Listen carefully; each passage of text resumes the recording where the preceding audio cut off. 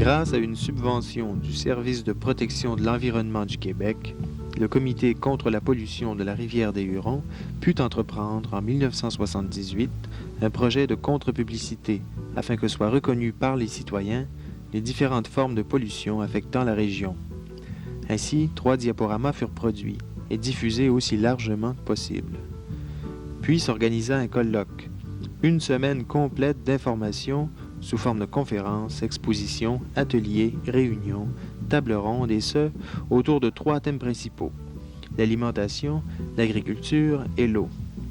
Toute une journée fut consacrée au traficage et à la dévaluation industrielle de la nourriture, cette forme de pollution affectant plus intimement chaque individu.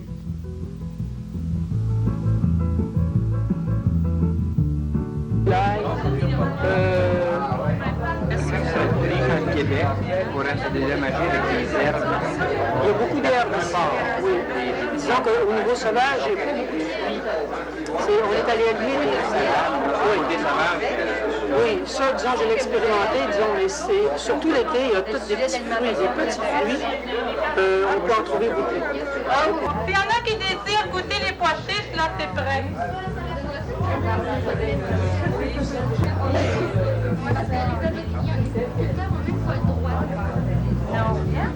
Je rouvre une petite parenthèse sur les additifs dans les aliments.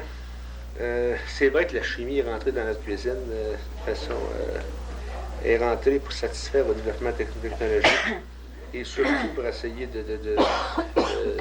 de répondre à nos besoins, à nos nouvelles habitudes alimentaires.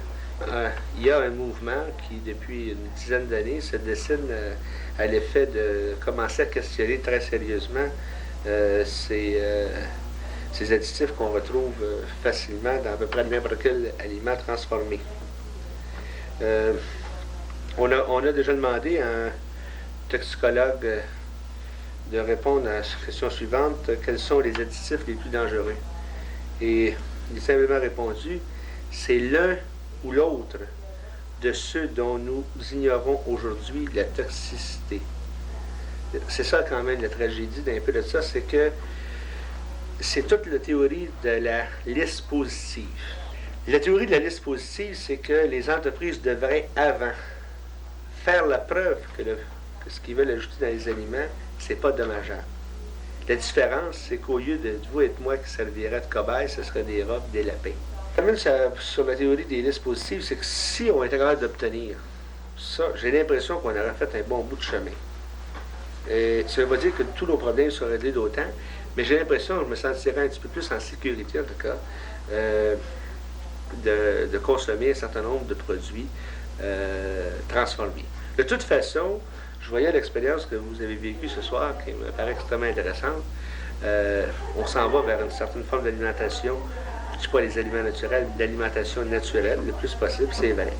Sauf qu'en pratique, il reste que le consommateur québécois moyen, c'est un mauvais consommateur sur le plan de... Si on se place sur le plan de la diététique ou sur le plan de nutritif, etc., il va falloir capacité d'apporter des changements beaucoup plus importants d'attitude et puis de philosophie. C'est pas vrai que demain matin, il va tout éliminer ses produits transformés, il va commencer à manger d'autres affaires de produits à caractère beaucoup plus naturel. Il ne fera pas ça. Ça ne veut pas dire qu'il n'aura pas raison de le faire, c'est un autre problème. Je reviens avec la question des additifs. Tout récemment, le cas des nitrates et nitrates, particulièrement dans le jambon, la saucisse et puis le bacon, ça m'inquiète. Donc, on sait que les nitrates et nitrates se transforment en nitrosamine et puis on sait que c'est des produits qui sont cancérigènes. Sauf parce que demain matin, c'est là que le gros problème. Est-ce que demain matin, on va arrêter de manger du bacon? Est-ce que les compagnies sont capables de fabriquer du bacon sans mettre ça dedans? Les compagnies, les autres, en principe, c'est des gens qui sont très conservateurs. Ils ne veulent pas changer leur méthode. Quand une méthode marche en entreprise, c'est très difficile de leur faire changer la méthode parce qu'il y a un risque. Et les risques, ils préfèrent ne pas les prendre. Développer une théorie aussi un peu farfelue. Il nous faut du pain blanc. Et puis, on parle du blanc, plus il est blanc, plus on n'a pas le mot blanc sur l'étiquette. Quand on sait vraiment que du pain, c'est pas blanc. Mais on a développé une espèce de pattern, je ne sais pas, d'idée que c'était bien important d'avoir du pain le plus blanc possible. Et on extrait tout ce qu'on peut extraire de la farine de façon à faire le pain le plus blanc possible, qu'il n'y a rien dedans, c'est pas grave, il est blanc. Le danger à voir ça, c'est qu'on finit par s'habituer à vivre, à accepter ça. Là, ils nous ont habitués à vivre avec le taux d'inflation. Et puis de problème, là. Comment je vous dirais que le café a augmenté de 80 cents le livre à soir? On dit, oh, café, c'est fini. Là, 15 ans, bon, si j'avais parlé d'augmentation de même, ça aurait été un vrai scandale. Aujourd'hui, on nous a appris à vivre avec ça. Là, ils nous apprennent à vivre avec ces patentes-là. Ça reste quand même dans nos mœurs une conception qu'on a faite avec ça. Oui, qui l'a faite, cette conception? Qui l'a fait? Oui, mais c'est sûr. Le gros problème de ça, c'est la publicité. Ils ont préparé un consommateur avec un cerveau lavé au speak and span pour qu'il mange n'importe quoi. Le consommateur moyen, lui, ce qu'il veut, c'est une banane jaune. Parce que pour lui, la banane est jaune. L'orange est orange et la cerise est rouge. Ce qui n'est pas vrai normalement quand tu la cueilles de l'arbre.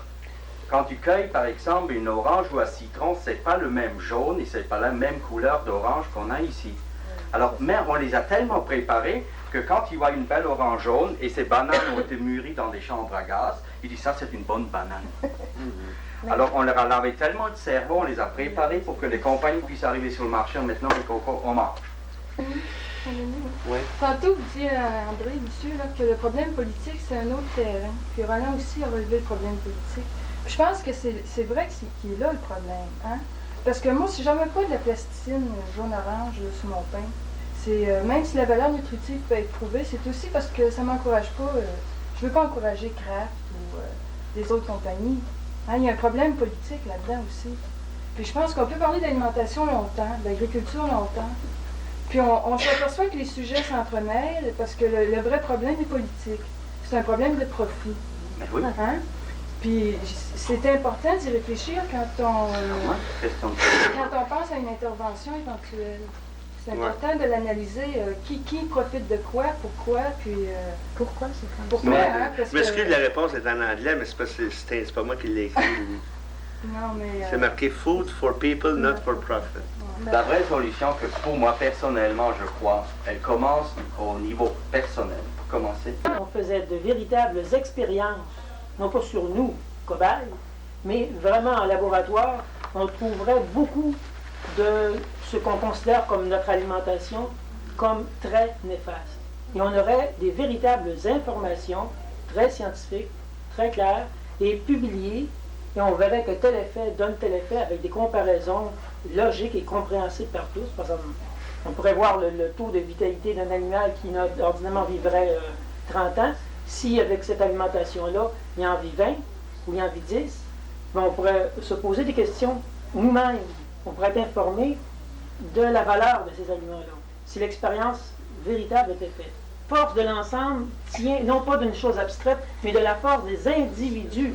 Si nous sommes tous des individus en parfaite santé ici, l'être de cette salle est un être de parfaite santé. Exact.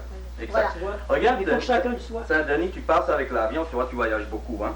Tu passes au-dessus d'une forêt avec ton avion, tu regardes en bas et tu dis, mon Dieu, que cette forêt est verte. Qu'est-ce qui fait que la forêt est verte? Chaque arbre est vert. C'est ça la forêt. Puis si chacun de nous, là, de notre société, devient vert, devient conscient, je pense que dans ce temps-là, on n'aura pas besoin de faire des pétitions et de monter des patents pour qu'on parle des sociétés qui nous emmènent. Moi, je pense à quelque chose. Sans avoir à lutter contre les sociétés ou quoi que ce soit, il y a une bonne suggestion. Mais tout à l'heure, je pense aux caisses des jardins, par exemple. Tous ici, on est quand même assez conscients de la nourriture qu'on mange, on cherche. On a tous un peu travaillé sur nous-mêmes, ou on essaie.